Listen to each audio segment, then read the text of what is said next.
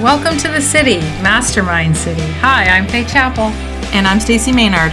Join us for a vibrant, inspiring, and uplifting master talk as we focus on how you can make a lasting impact on a global scale. Because the truth is, we're here because we want you to win. So are you ready to surround yourself with success? Because you're in the right place. Welcome to the city. I think a lot of people think they know their audience and who they're talking to, but they don't, right? Well, I think the biggest challenge is when you say to somebody, because everybody wants to give and everybody wants to refer. So if I say to you, who's your client? How can I help you? Who are you looking to work with? And the answer is everybody. Yeah, I can help anybody. My services can help anybody. My products can work with, doesn't matter, young, old, male, female, pick your gender, pick your age. No. And we talked about target audience and avatars in the past, but we were talking in a little bit more of a silo and understanding, that's when you're trying to produce a program or something. Yeah. But, you have to think about your audience in the whole. So if, for example, you have been asked to do a speech, or if you've been asked to go to a networking group, or you've been asked to come on a virtual summit, you might know your audience, but do you know the audience you're speaking to? Because the problem becomes, you might be like, absolutely, here's my avatar. It's Sally, and she's, 40 years old, and she started her business 3 years ago, and she's you can say all of that. But if all of a sudden you're asked to speak because of your expertise at some event, and then you walk in and they're male dominated in their 20s, right? It's a different audience, right? Sally's not there. No. So you really need to do number one before understanding anything. Whatever you do, whether it's your own business, your customers, or where you're going to speak, you need to do your research. It's that simple. Absolutely. And who are they getting? If it's an event, who are they getting as people who are participating? And I also think, even if it's a situation where maybe you're going to go for it anyway, maybe it's not necessarily specifically your audience, you're still going to go for it. You still need to know who's in the room. Yeah, you need to, and then you need to tailor your speech to them. So before whenever I accept speaking events, the first question I ask when they're asking me to speak is, who's your audience? Who are you expecting? If they can't answer it, I get a little scared, because that means they don't know their audience. But you have to know, right? You have to have some understanding so that you can still do what you're doing, but you need to tailor it a little bit. So if you know in advance, it helps you. I always ask, are they new? Are they new to business? Are they already have a business? Are they trying to scale their business? Those are very different conversations with somebody when I'm speaking on stage. So like you, if you're at a podcasting event, who are you in the newbie group? Like, are these people who are just thinking about podcasts, or are they people that want to, get better at it and understand their messaging and get higher in the rankings? Very different crowd, right? Very different crowd. Yeah. And there's different, even when you're talking about different communities and different groups, I find, I needed to ask a question, but I needed to so I went to the group, but I also needed to know the type of people that were in the group, because my question was phrased differently. Right. From a newbie perspective, from somebody who was also, maybe a podcast producer, who were, veteran, podcast listeners. So understanding who you're talking to is just so important. Yeah. And you have to, at least if you're going somewhere else, do the research as you're looking internally who your customer is. Because again, a lot of people will say, oh, well, I do coaching, or I sell programs, or I do, I have a bricks and mortar business, but it's all different ages. Everyone always says that, all different ages. Well, there is some commonality into it, right? So you need to really understand that, and a number of ways, right? You can obviously, you can do the online stuff, which is understanding who comes to your site, your website, right? So you're going to look at Google Analytics. You're going to look at, if you're doing Facebook ads, they give you a lot of information about language and spending and demographics, where they're from, where their time zone is. They can give you all of that information, which is very cool. And then for you yourself, if you want to know, more about your clients that you have, it's really simple. It's like, do a little spreadsheet and say, who are my existing clients? Let me write down, like, do they have a common theme? Are they all motivated by something? Do they all have the same needs? Do they all have the same pain points? Do they all have the same goals? And start tracking and saying, who have I already worked with? Who am I attracting? Instead of you thinking about who you want to attract, figure out who you are attracting already, right? Start where you are. Well, it's interesting because I found when I first had this conversation, like way back when because I talk about this with everything, who's your client, who you're writing it for, who, start with the who.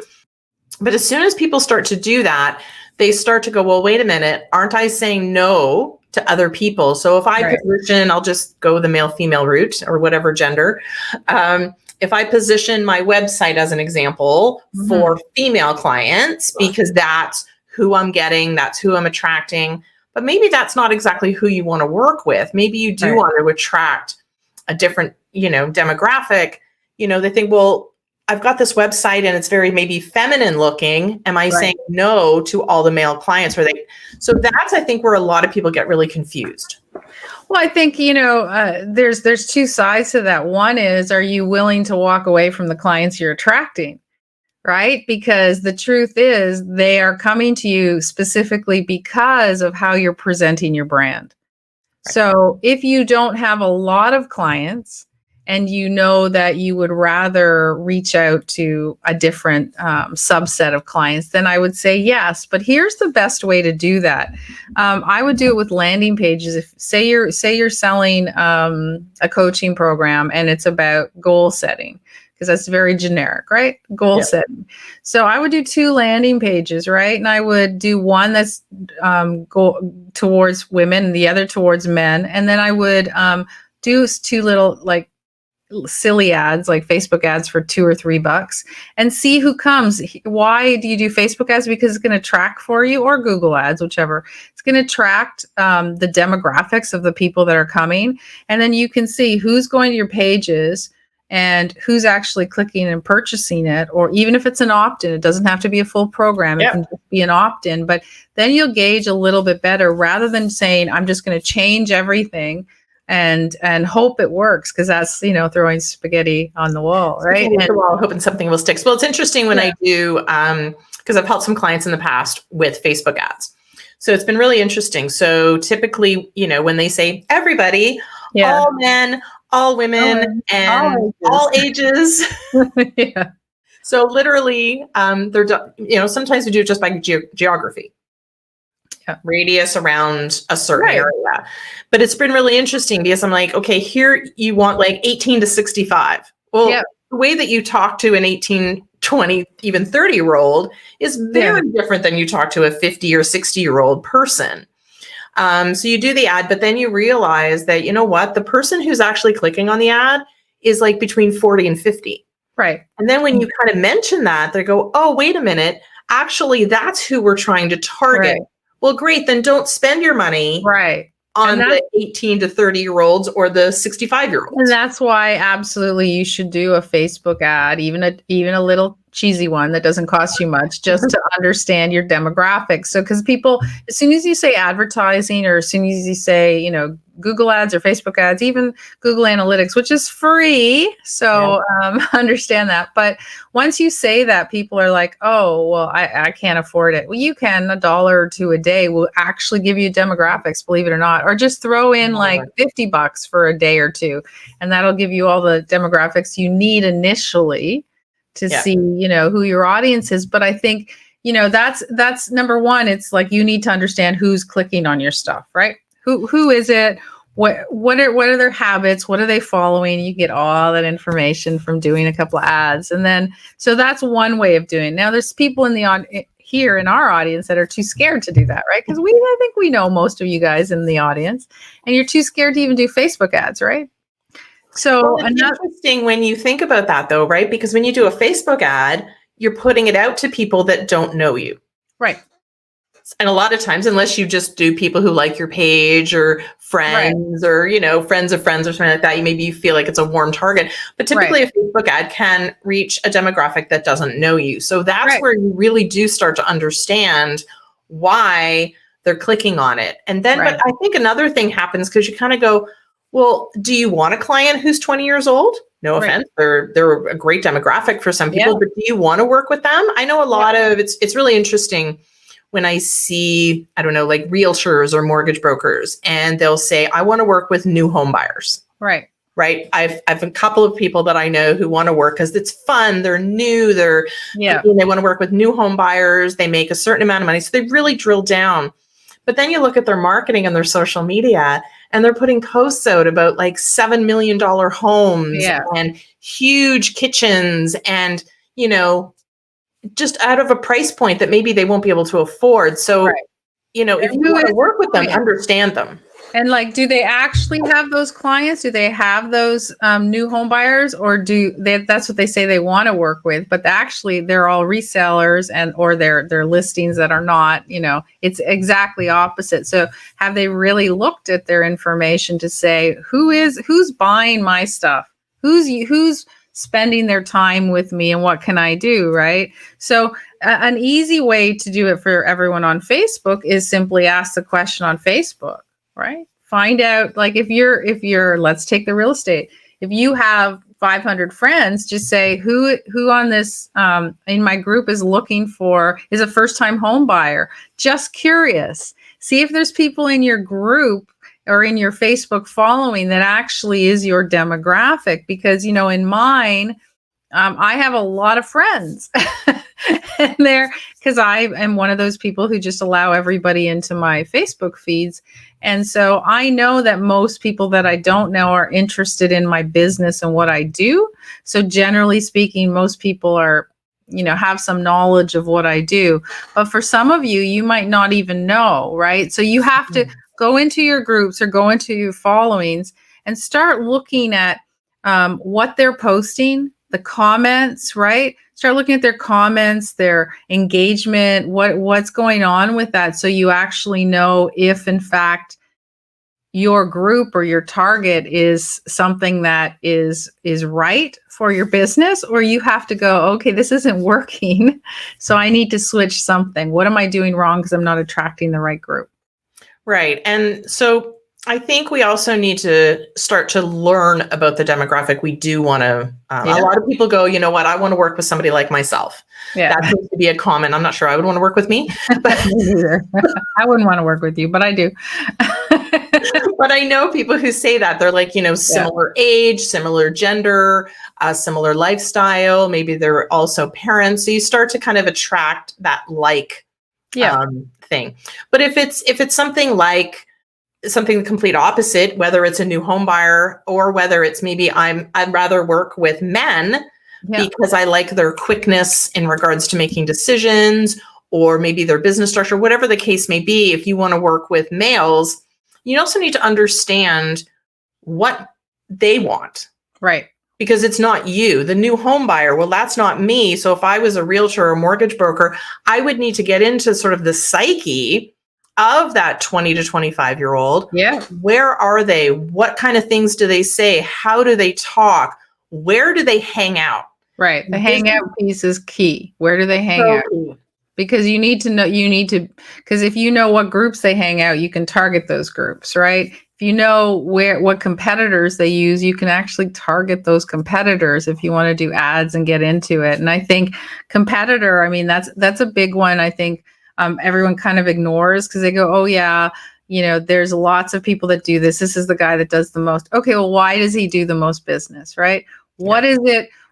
So take a look at his website. What is the phrasing he uses?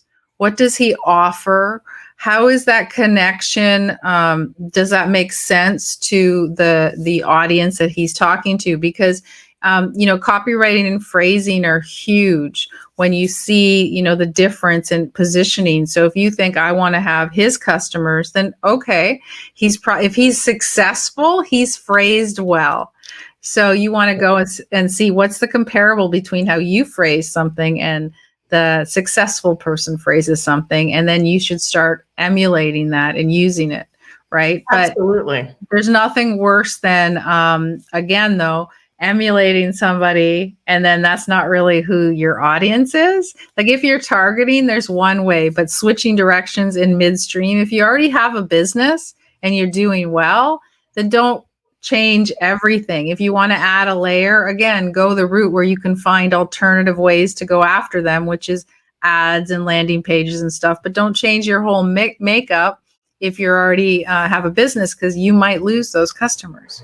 Well, and that's sort of the way of it, right? Like the pros and cons. So if you do want to completely rebrand, which people do, and there's nothing wrong with that, you do need to understand that there are going to be people that will no longer resonate. Right. And I think you also have to have some sort of interest in the type of person you want to work with and really understand, what kind of person that you want to bring into being a client of yours, but also understanding when we say the where. So I think one of my biggest challenges is, I talk to somebody and they go, oh, but LinkedIn really works. I've heard, this person needs LinkedIn and everyone says they need LinkedIn and blah, blah, blah, blah, blah. And then I go, well, who's your audience? Yeah. Right. And they tell me and I go, you know what? Like have a profile 100%, but maybe not spend all your time there because of your demographic and the age and whatever the case may be, Instagram's probably a better play, or maybe Pinterest is where you should be hanging out the most. So you don't have to be everywhere. You don't have to be on every social media platform, but and then people start just thinking, oh my God, I have to post here and I have to post there and I have to post here and I have to do all this stuff. And they wonder why it's not working. Yeah. And I think, so to be, very transparent, we do post on everything, Stacy and I, but we do it because we can, it's easier for us. But do we get the same engagement on any social media? No. We have very different engagements on different platforms. So here's the beauty of if you just do an experiment and for 2 weeks you post on all the different platforms, they all have analytics. So take a look at where your engagement is coming from. If all your engagement is coming from Instagram, then that's where you would spend money for an ad. If it's actually coming from LinkedIn, then do the LinkedIn strategies. You can do direct messaging or place ads there. But, if you don't know, if you really don't know, or if you just say, for example, LinkedIn, most people don't go to first because it's a little more intimidating than most. True. And so, but here's the thing, maybe that's actually your platform. Yeah. Right? And if you've never posted, you don't know. You don't know who your audience truly is. Just because you're comfortable on Facebook, it doesn't mean your audience is on Facebook. Right. That is key right there. That's the part that people get sucked into because they choose their platform based on what they like. And I like Facebook. Don't get me wrong. I enjoy seeing my friends' vacation shots and their baby photos and whatever their summer vacation happened to be. But for business, it's not where I get my business. No. But now we look at, for you, did you go and put a video like this morning of you singing? Nobody's been on Instagram. It's only there for 24 hours. So if you're watching this tomorrow, you may not see it. No. But you chose to do that video on Instagram story. So that was a decision. Did you put that video, which you have on your phone?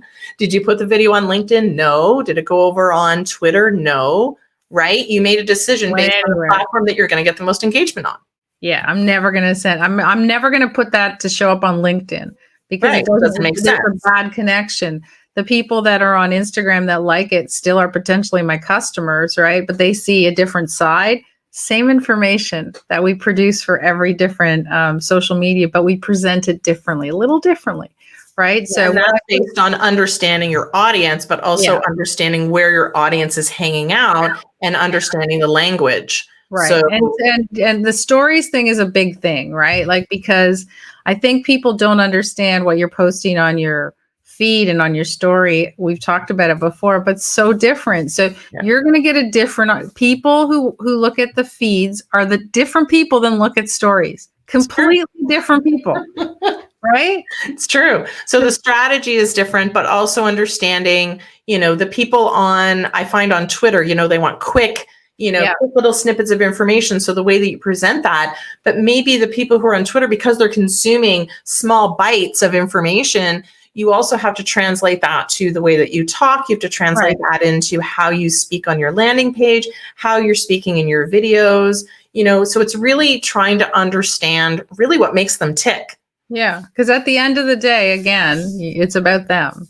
So you can say all you want. We know that you guys who come see us, we know you come here on Mondays to learn business tricks and to understand a little bit of a deep dive on all different avenues that you can bring your business forward, get more successful, get more profitable. So we know that. So what we're telling you are things that we use, that we've done. We know our audience, right? Yeah. We're not going to talk about something that isn't going to help your business, because that's not the point of this group.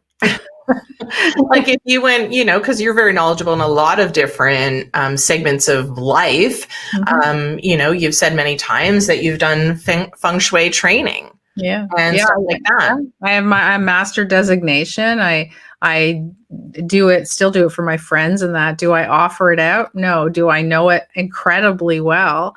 But would I sit here and do a training in this group? No. But somewhere else. But if you wanted to expand on that, then you would, again, understand more of the person that's interested in that. So I think that's, we kind of talked about how to master the understanding of your audience, not just understanding them, but understand how to communicate. And those are the tricks that we're telling you, right? So those are the things, survey your existing client base, do a spreadsheet on who they are right now and the similarities they have in between them.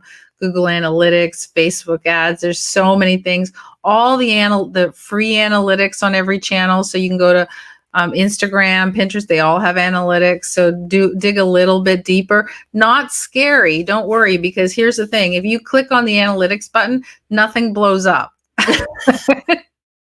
Right? But it's so fascinating because information is power. Yeah. So if you have the information, so it can go two ways. Number one, you can see that the person who is opening and engaging with your social media is, in fact, the type of person that you want to work with. Right. And your business is successful. You're attracting the right clients. Awesome. That is awesome. So we're good.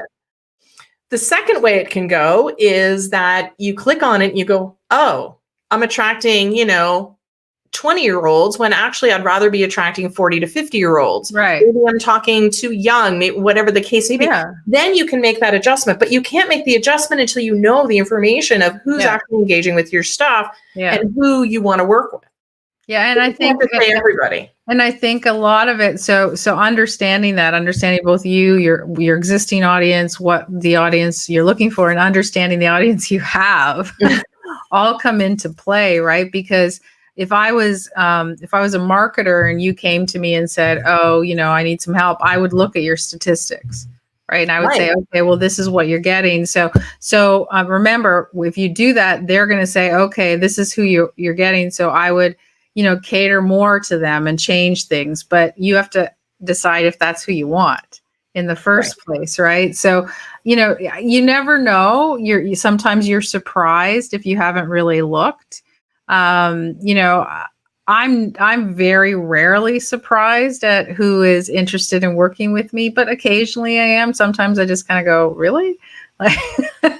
Like me? Because I think, for me, and I think Stacy's the same, we're pretty straightforward. We want people that do the work, aren't afraid to, are down to business. They know what they want to move forward. And that's who we like to work with. So if somebody's kind of, not like a little bit loose and doesn't really have this burning desire to do something or complete it, we're not really your kind of people. So I also want to make people understand that just because you have made a decision that you want to work with women who are 50, let's just say, this is who you want to, and you're a coach, and this is what you've made a choice of. And then you look at your analytics and you go, okay, I'm attracting the right person. We're good. I've got my website. I'm speaking to that target. I'm good. I'm attracting them. That doesn't mean that if a 20-year-old comes to you and says, can you help me, that you have to say no. That's the piece I think that I laugh about when people are like, but, and I'm like, that's okay. You can still take them as a client. It just means that you're not targeting them specifically in everything that you're doing. And don't make, rash judgments, because the truth is there's a lot of, younger and older than maybe your demographic that, are not the atypical of that demographic. And, they're working with you because you have the expertise, the knowledge, the skills that they need. Yep. And that's what they want. They don't want to work. I mean, if you have, especially on the younger ones, if you have, 19, 20, 21-year-old who is really aggressive and wants to get ahead and knows that they're not going to get it from another 20 or 25-year-old, they're going to have to find somebody that has the expertise and knowledge, then they've targeted you out to find that, right? So make sure that you understand that might be actually more of your target than you think, because as you get into older age groups and demographics, they don't need as much, right? They don't have the same burning desire to make that success. If you're doing, but if you're teaching, for example, stress management, generally speaking, it's the older crowd that's going to purchase your products, right? So again, you need to, it's a big holistic picture that you have to look at with, identifying, who you want, who you have, who you might want, and who your competitors have. You have to look at that whole picture and say, okay, where do I really want to fit into this? Where does it make sense? So again, we can't stress enough, understand who your existing audience is, right? So that you can understand how to move forward. And that will help you, again, if you're on stage or on events, because if you're starting to get how you need to kind of switch what you're saying and switch what you're teaching based on the demographic, you begin to reach more, and therefore your audience expands. Well, that's the beauty of it, because when you do narrow that down and you find that that fit, and you're this is the audience that I want to work with, this is the audience that I'm attracting, and you know who that is. Well, then where you go, global. Yeah, you can go all over the world and find similar people. You have way more impact, like global impact everywhere. And that's the whole key, right? I mean, for most of us, we want to make a difference. We want to have an impact. That's the truth with almost everybody that I've ever spoken with. And impact is different for everyone. It might be a local impact. It might be a national, it might be global, but regardless which way you're looking, you want to make an impact. You cannot make an impact unless you understand some of the basic core messaging, one being your audience or your clients or your customers, and the two being where you want to go with that. So, and once you know, and once you have them, so, the people who are following me are people who I want to attract, and it's all good. Well, then I can ask them questions. Yeah. And that's the beauty. Then I can say, because sometimes we think, okay, well, I've got the who, but then, and we'll talk about this another time, but we've got the what. Yeah. But sometimes the what you want to do is not what the who wants. No, it's true. So you also have to think about that piece too. And what does that look like? So we'll talk about that another time, but it really does understand this is who I want to work with, and what are their problems? What are their needs? Where are their struggles? What are their goals? Yeah. What are their goals? What do they want to achieve in life? Everything, so that you can solve that problem. But if you don't know who they are or what their problem is, it makes it very difficult to provide a product that solves a problem if you don't know what it is. Yeah. And like if you start asking the question, especially for a lot of people, I think one of the biggest questions I get is, I put out a landing page. I have excellent copywriting. It's a great funnel. Everything works and nobody's buying the product. Yes. And that's probably the biggest thing I get. So again, I look back and understand who is your audience, who are you targeting if you're doing ads, and is the message really is it geared to them or not, right? Because sometimes you make a really pretty landing page with great copywriting, but it's not copywriting for your audience. And well, it's interesting when the disconnect comes from the ad that you're targeting a certain demographic or interest based or whatever. So you do this ad, and I've faced this unfortunately many times. So we all have. With not with my own stuff, but just with client stuff that I've helped them with. And the ad is great. It's targeted well. Yeah. They're getting 1 million clicks on their ad because like it's exactly what they want to hear in the message. And then they go to the landing page and no one's clicking, no one's signing up, even if it's free. Yeah. So that's where you need to really understand how to talk to them, because again, you can have the best copywriting in the world. Yeah, but if and it doesn't resonate usually, with the person, it doesn't matter. The biggest problem is usually they'll click into the opt-in, right? They'll get their lead magnet, but then you might have 400 people that opted in and not one bought the rest of the funnel, which is the paid. And so that's where you go, okay, what happened here? Right? Because I know like you can retarget from there. Obviously, but did you actually send out, like if it was me, if I got lead magnet that was downloaded for 500 people, the next email I would send out is a survey, right? I would send out a survey to understand why they didn't purchase. So, is there something you're looking for? Like what information, like start listing the questions, because sometimes you need to understand, is it price, right? If it's price, then you can fix that quickly. Right? Very quickly. You know that not one person bought, it could actually be price. Mm-hmm. If you know that you've offered a discount, it's still not working, it's not price. So what is it? What is it that you're not conveying? Generally speaking, what you're not conveying is what's in it for me. What is that solution that makes that person's life easier, or that fixes their problem, or expands with their knowledge? You didn't hit it. Yeah. You didn't hit it. That's the truth. Yep, absolutely. And you know what? That's just so important, because that's going to be the difference really between a successful business and having impact. Because if you're not able to grow, right, because you're not speaking in the language that makes sense to them. Yeah. So you have to go out there, understand your audience. I would start today with it. For those of you who have clients or customers, find out where they sit right now. Do your little spreadsheet. And then tomorrow, we're going to give you our favorites on how to understand the audience and what we use. Yeah, to look, understand, and be able to know, and just, I guess, just to compare.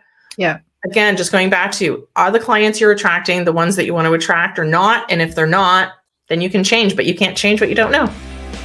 Thanks for joining us in the city for this episode of Master Talk. If you're ready to make a lasting impression on a global scale, you can learn more at joingia.com. That's joingia.com. So go there now, because the world is waiting for you.